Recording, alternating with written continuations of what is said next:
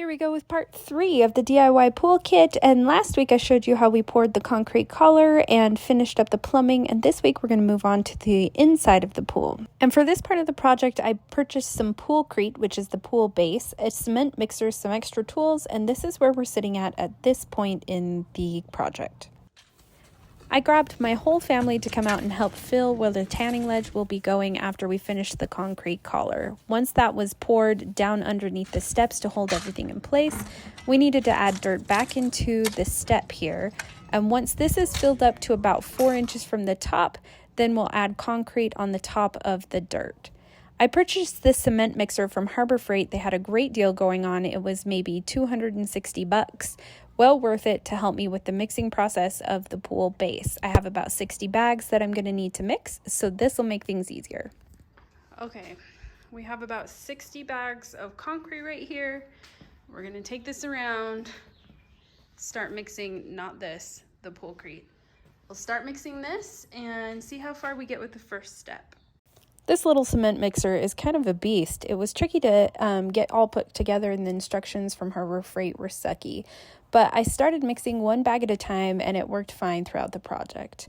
I had my husband come out and help me with the mixing process so that he could bring me buckets while I was smoothing things out. I wasn't really sure how to do this. Neither one of us have ever done anything like this before. The pool kit did come with this screed edge that attached to the front of the metal steps to help me to know exactly where the concrete needed to begin and end, and to hold the front face of the concrete in place. It also came with this little white liner track here in the back of the step. That liner will actually connect right into that track, so I had to be really careful not to get cement or dirt down inside there. It did come with a plug, which I have installed right here, but it didn't work very well. I found pretty quickly that it was helpful to mix this pretty wet and then go ahead and try and smooth it all out as quickly as possible. One thing to note is there is no rebar in this process, and you will get some cracking as the Poolcrete dries.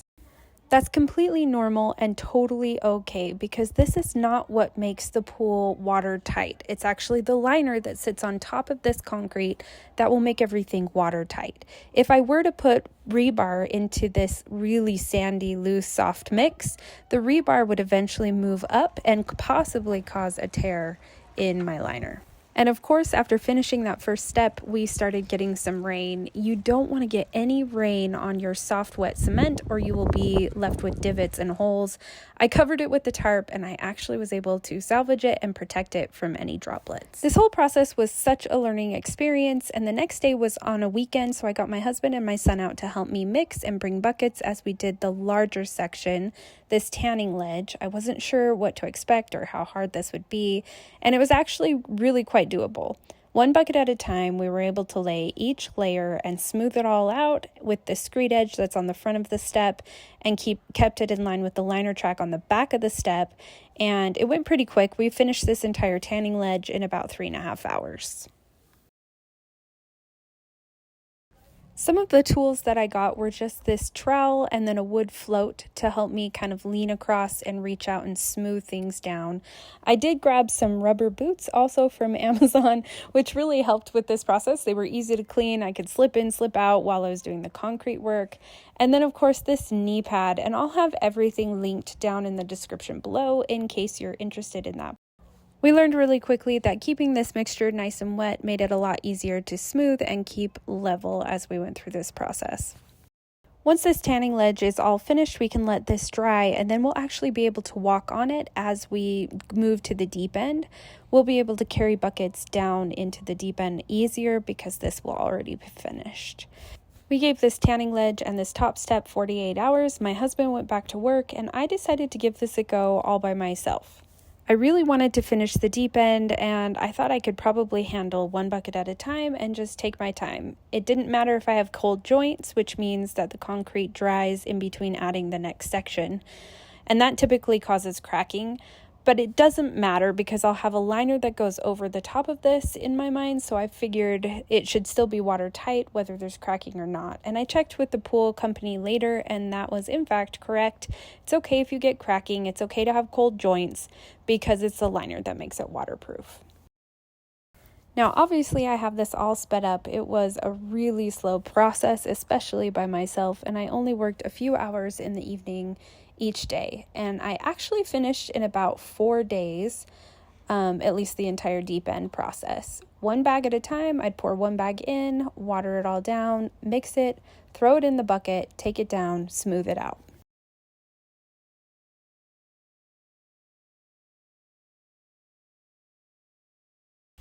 For the deep end, I started in the farthest corner so that I could hopefully get closer and closer to the mixer and not paint myself into a corner, as it were.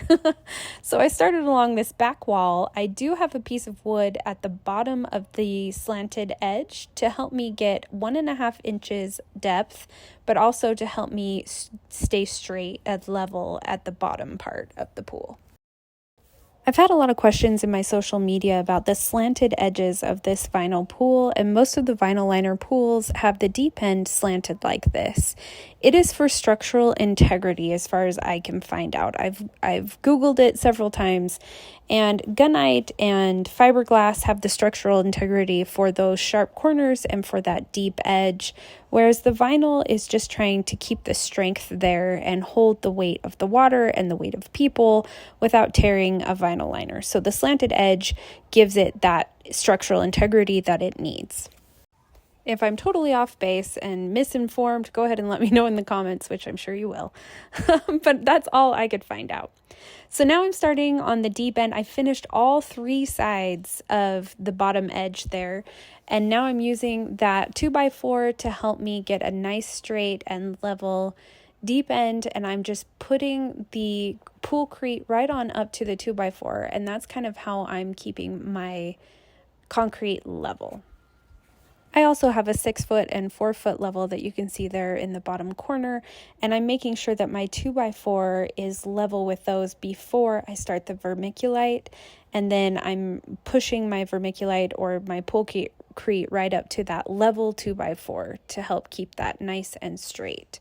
And I'm just going to take this all the way up the slanted edge to my shallow end. When we were digging the deep end, we tried really hard to get this nice and straight and try to match all of our measurements. But as you can see, looking at that 2x4, there were divots and places that we messed up. So I'm just using the level and the 2x4 to make sure that the Poolcrete fills in those divots and that we have a nice, smooth surface. Now this is kind of the mixing process. We would fill the mixer probably, I don't know, a quarter of the way with water. Then we would dump our Poolcrete in, tilt it to the side, start mixing, and I would just spray water until I got it to the consistency that I needed, which was kind of like a peanut butter consistency. 1 bag of Poolcrete was about 2.5 buckets, 5-gallon buckets worth of Poolcrete. So we would bring it over and dump it in place. I would smooth it all out with my 2x4 and finish it all up. Once it was done, we gave it 48 hours again, and then I was able to go in with a sander and knock down any high points or pokey parts of the concrete that dried and brush it up with a broom, and also used my vacuum to make sure that everything was cleaned out and that those tracks in the back didn't have any cement or dirt or debris. Now it's time to drop the liner in, so I need to get these gaskets in place. I'm using this DAP silicone adhesive on the first part of the gasket and gluing it right to the skimmer housing.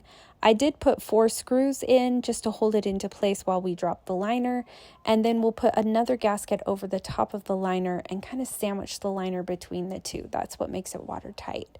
I'm doing the same thing with the light here. I'm adding the adhesive, the silicone, and screwing it into place. Next, we brought the liner. I grabbed some neighbors to help me with this. This is kind of a labor-intensive portion. You do need some helpers, probably 3 to 4 people. We opened the liner up in the middle of the deep end so that we could drag the liner up and attach it to each one of those tracks on the steps, get it attached to the tracks on the steps, and then open up the deeper end and start putting it into the liner track, which is also the coping, which is sitting on top of the metal walls there on the side. The instructions on this process were absolutely terrible, but basically what you do is you just tuck this rubber lip into that white coping that I drilled into the top of the pool wall, and it literally snaps in place, And when the water weight pulls down on the liner, it hooks onto that coping so it doesn't come out. For when the pool's ready to go. This side is not on correctly. I started to fill it up and saw that side stretching. We also have way too many wrinkles. So I'm draining all the water and I'm going to fix it. Basically, I had to pump all the water out and adjust the liner to get it on just perfectly. And most people will backfill before this part of the process, but my instructions said to absolutely not do that, to backfill and fill with water at the same time to keep everything equalized. I actually grabbed some sandbags from Lowe's to help hold the liner in place as the water is going in. The water weight will actually hold the liner against the wall and against the bottom, and it's quite stretchy in the heat.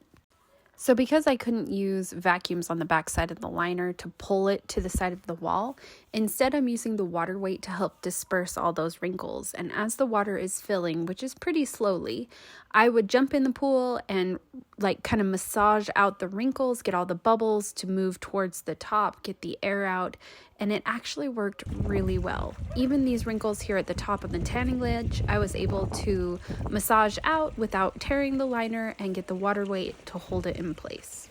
Also, here's a friendly reminder to take a minute and enjoy the work that you have done. I needed to remind myself to stop every so often, look at what I had accomplished, and appreciate it. It may not be perfect, I am not a professional pool installer, but this is definitely going to work for our family. As the water was rising on the walls, it was time to install the light and all of the ports. The instructions said to put the faceplates on when the water was within 3 to 4 inches of each port. We're just about to go over the step with water. We've only been turning it on intermittently because I've had to start inputting ports as the water gets higher, and we're backfilling at the same time, but it's getting really close. The water finally reached high enough for me to install the skimmer, so I went and found where the screws were, felt them out, poked a little hole where the screw was, and then installed the first gasket and faceplate, screwed that down. Then I used a sharp knife to cut out the middle and caulk or seal silicone around, and then add the final faceplate. So we've had to go really slow on the filling process, and that's why I didn't ask the fire department or anybody like that to come out, because as the water was filling up, I had to cut out and screw in ports and gaskets and things like that. Like we have some jets here, we have a jet over here, we have the 2 skimmers, a light. And I'm supposed to do that when the water's within a few inches of hitting that port. 2, 1. Woo, you girl. If you missed part 1 and 2, make sure you check those out of the entire pool process. This has been a really long project, but man, look at how beautiful this is going to be. Now we're going to backfill around the pool and we'll move on to the decking. Make sure you hit that like and subscribe button if you like this video so that you'll get informed when I post the next one, which will be all about decking, grounding, backfill, and all of those details. Thanks for watching.